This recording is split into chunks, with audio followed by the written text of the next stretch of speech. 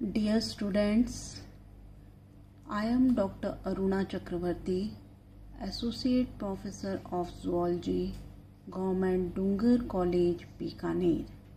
Students, आज हम Leach के रिप्रोडक्टिव सिस्टम के बारे में बात करेंगे।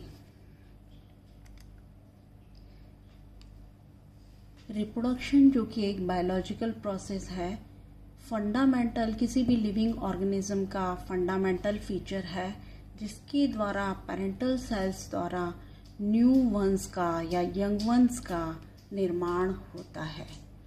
रिप्रोडक्शन जो है वो दो प्रकार का पाया जाता है, asexual reproduction and sexual reproduction. हम लीच के रिप्रोडक्शन के बारे में बात करेंगे। जैसा कि आप सभी जानते हैं, लीच में एसेक्सुअल रिप्रोडक्शन नहीं पाया जाता है। अर्थवर्म की तरह ही ये हर्माफ्रोडाइट एनिमल होते हैं, उभयलिंगी जंतु होते हैं। प्रत्येक लीच में मेल और फीमेल रिप्रोडक्टिव ऑर्गन का जो होता है कंप्लीट सेट जो होता है वो पाया जाता है। इनमें सेल्फ फर्टिलाइजेशन न होकर कॉपुलेशन के पश्चात जो होता है इनमें क्रॉस फर्टिलाइजेशन पाया जाता है। अब हम मेल रिप्रोडक्टिव ऑर्गन के बारे में बात करेंगे। जैसा कि आप सभी जानते हैं, इनमें मेल रिप्रोडक्टिव ऑर्गन की बात करें तो टेस्टिस सैक, वासा एफ्रेंशिया, वासा डिफरेंशिया, एपिडिडाइमिस, इजेकुलेटरी डक्ट और एट्रियम जो होते हैं, ये मेल रिप्रोडक्टिव ऑर्गन पाए जाते हैं। सबसे पहले हम टेस्टिस सैक की बात करेंगे। टेस्टिस सैक जो कि छोटे गोलाकार होते हैं, 11 जोड़ी होती हैं। कभी कभी क्या होता है, इसमें 12 से 13 जोड़ियां भी टेस्टिस सैक की पाई जाती हैं, जो कि 12वें से 22वें खंड तक प्रत्येक खंड में वेंट्रल सरफेस पर वेंट्रल नर्व कॉर्ड के दोनों ओर एक एक टेस्टिस सैक पाया जाता है। प्रत्येक टेस्टिस सैक जो होता है वो सीलोम जो होता है इसका कंस्ट्रक्टिव पार्ट होता है, जिसकी वॉल से स्पर्मेटोगोनिया या जिसे हम कहते हैं स्पर्म मदर सेल जो होती हैं बडिंग द्वारा पृथक होती रहती हैं। इन सेल से स्पर्मेटोजोआ जो होते हैं वो टेस्टिस सैक के अंदर सीलोमिक फ्लूइड में तैरते रहते हैं।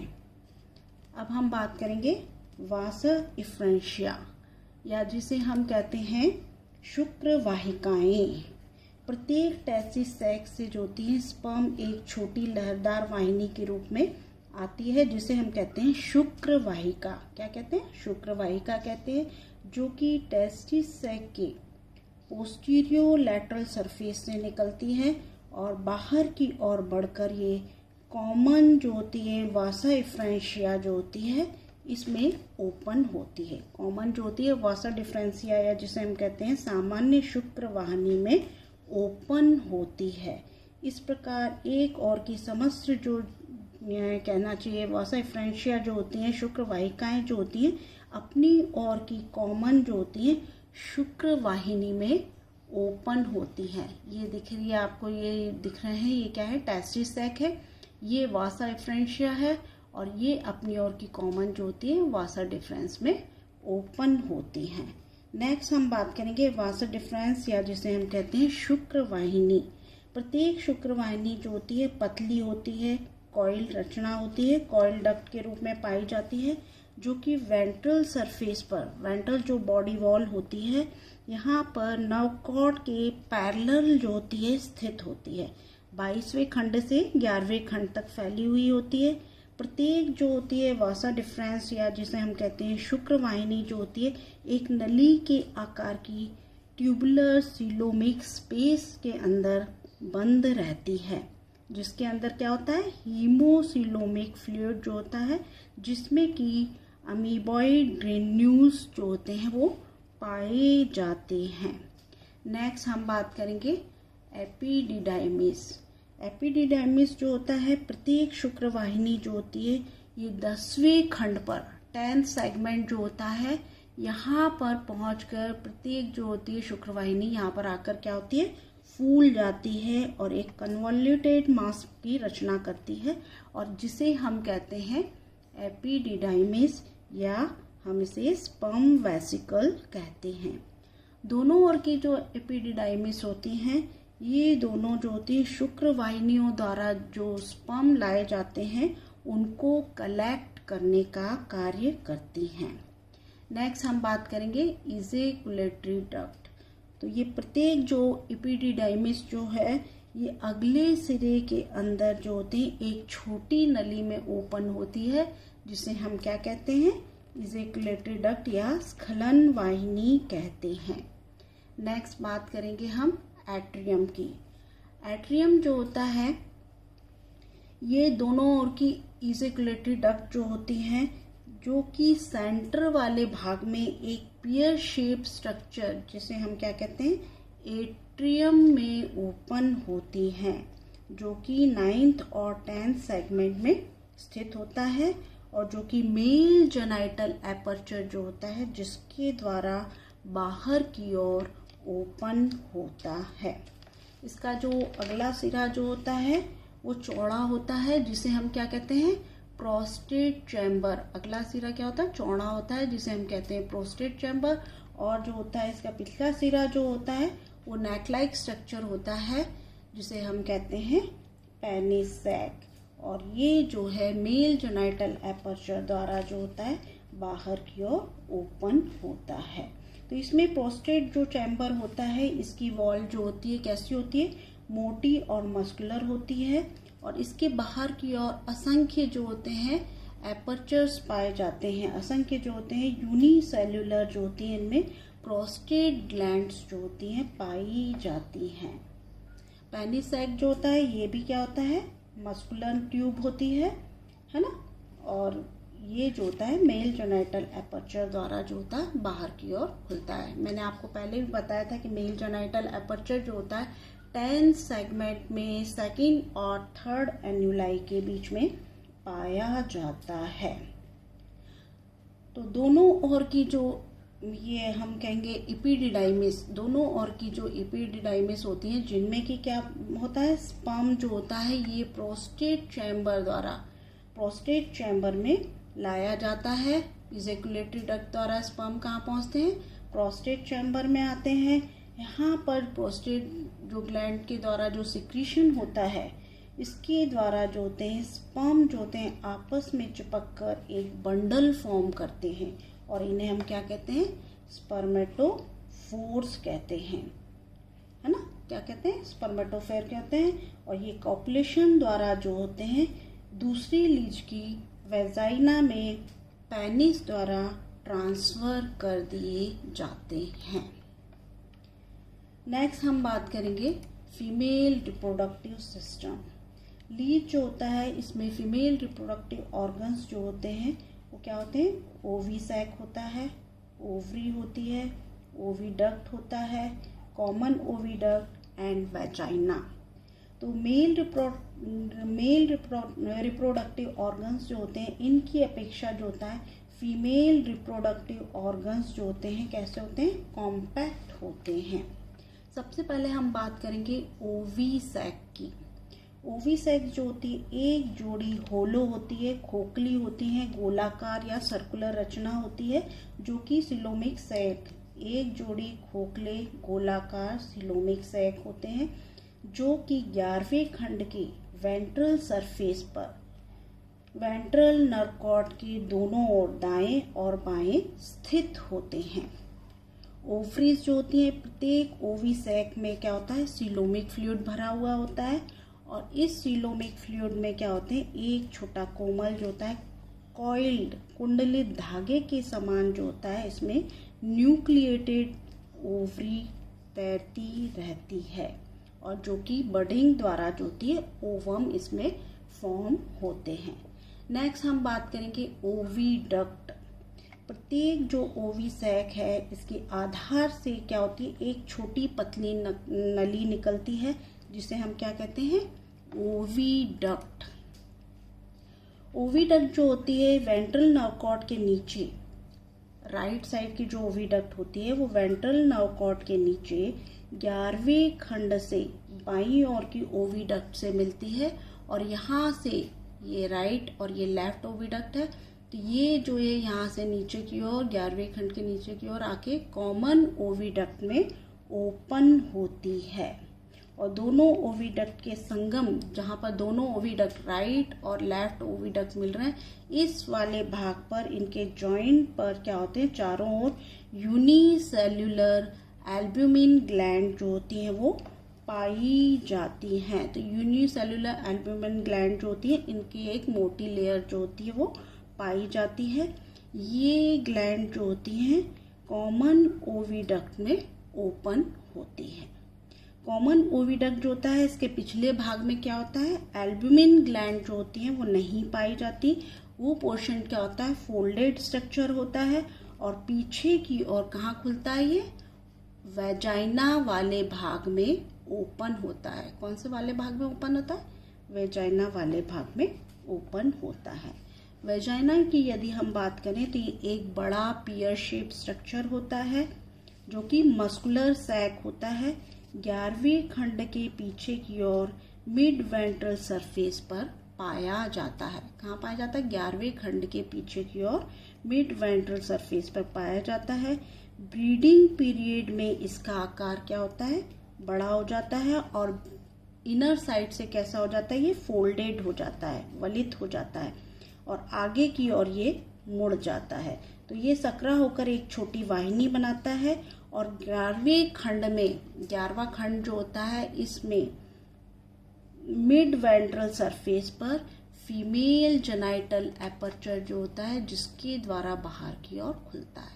समझ में आ गया बात कि ये क्या होता है, ब्रीडिंग पीरियड में इसका आकार बड़ा हो जाता है, फोल्ड हो जाता है, आगे की ओर जो होता है अपने आगे की ओर क्या होता है, फोल्ड होता है, मुड़ जाता है और सक्रिय होकर एक छोटी वाहिनी बनाता है और ये 11वें खंड के मिड वेंट्रल सरफेस पर फीमेल जेनाइटल एपर्चर द्वारा बाहर खुलता है। तो मैंने आपको जब एपर्चर्स की बात हुई थी तब बताया था कि इसमें फीमेल जेनाइटल एपर्चर जो होता है वो 11वें खंड में सेकंड और थर्ड एन्युलाई के बीच में ओपन होता है। ओवरी द्वारा जो क्या होते हैं, ओवी सैक में, ओवी सैक ये है, ये ओविडक्ट है, तो ओवी सैक के अंदर ओवरी पाई जाती है। तो ओवरी द्वारा ओवी सैक में जो क्या होते हैं, ओवम पाए जाते हैं। ओवम जो होते हैं बडिंग मुकुलन द्वारा जो होते हैं, तो ये ओवी सैक से ओविडक्ट में होते हुए कहाँ पहुँचते हैं, ये कॉमन ओविडक्ट में आते हैं। ओवम कहाँ आता है, ओवी सैक में क्या होता है, ओवरी पाई जाती है और ये ओवम का निर्माण करती है। तो ये कॉमन ओविडक्ट में एंटर करता है। ओविडक्ट से होता हुआ कहाँ पहुँचती है, कॉमन ओविडक्ट में आते हैं। मतलब कॉमन जो है अंडवाहिनी में आते हैं और यहाँ पर प्रत्येक ओवम जो होता है इसमें एल्ब्यूमिनस ग्लैंड द्वारा जो होती है स्रावित एल्ब्यूमिन की एक परत इनके ऊपर चढ़ जाती है, जिसके बाद में ओवम जो होता है वो कहाँ पहुँचता है, वेजाइना में पहुँचता है। कॉमन ओविडक्ट में आता है और यहाँ से क्या होता है, ओवम कहाँ पहुँच जाता है, वेजाइना वाले भाग में आता है। और फर्टिलाइजेशन की प्रोसेस जो होती है वो कहाँ होती है, वेजाइना में फर्टिलाइजेशन प्रोसेस होती है।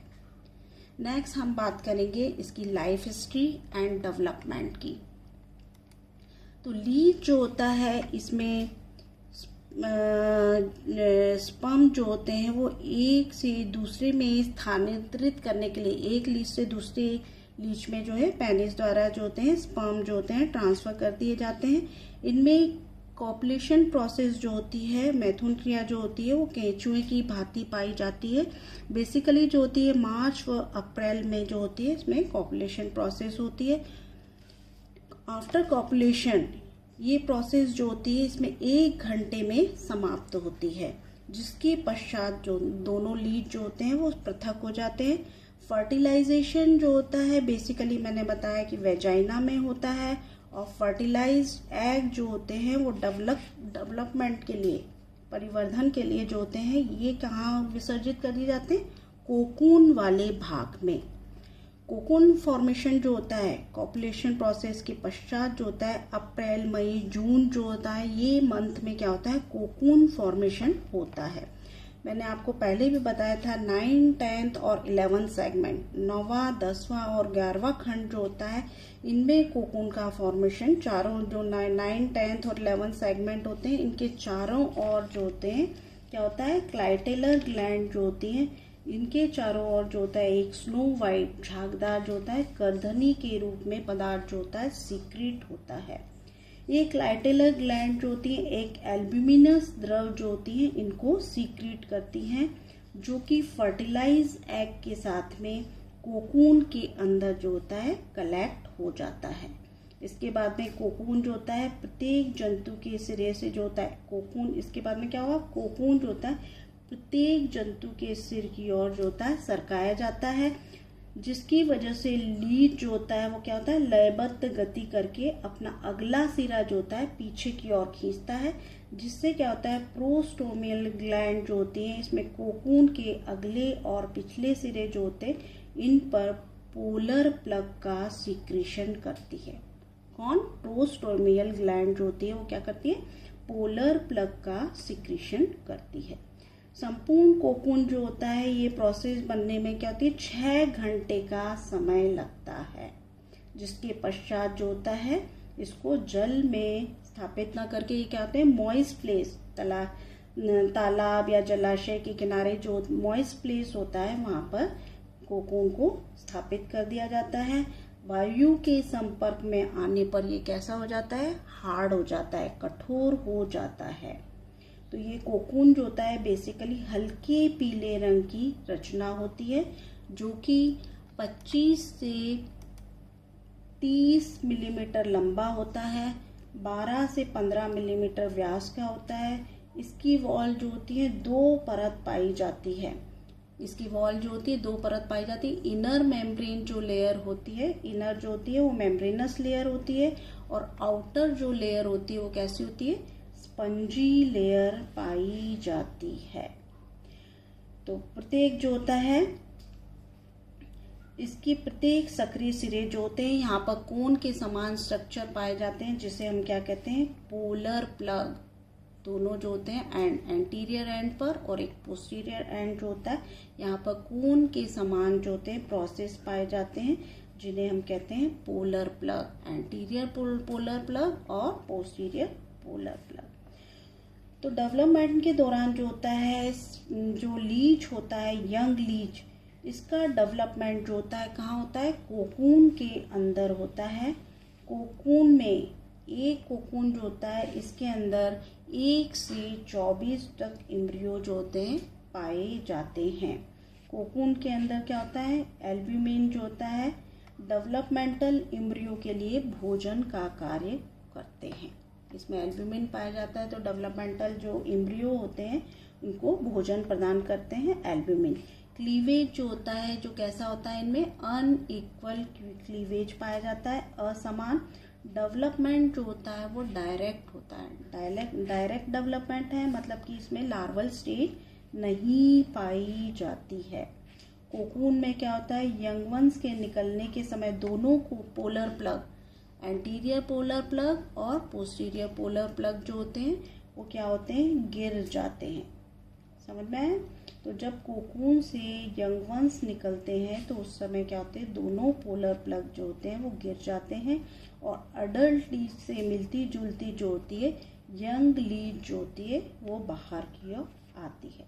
तो डेवलपमेंट की ये पूरी प्रोसेस जो होती है इसमें कितना टाइम लगता है, 15 दिन का समय लगता है। तो स्टूडेंट्स, आज हमने लीच के रिप्रोडक्टिव सिस्टम के बारे में बात की। नेक्स्ट क्लास में हम नए टॉपिक के साथ आएंगे। Thanks for watching.